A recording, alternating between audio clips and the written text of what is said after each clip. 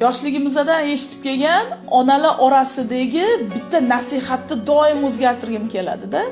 Yoshligimizda eshitib kelamiz, yaxshi kelin bo'lgin, erta borgan joyingda nima degan odam bo'laman, borgan joyingda gap eshittirsang, chiroyli ish qilgin, chiroyli ovqat qilgin, ana o'qigin, mana o'qigin deb faqat ana ish borasida tarbiya berishadi-da.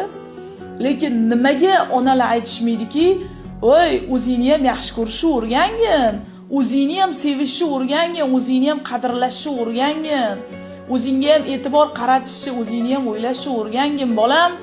Agar o'sha oila a'zolari seni turmush o'rtog'ingmi, qaynona qaynotingmi, kim bo'lishidan qat'iy nazar senga zulm berib, seni kasal qiladigan bo'lsa, sendagi farzandni men qaytib tug'a olmayman, qaytib tug'mayman sendagi farzandni" deb mana shunaqa nasihatlar qilmaymiz.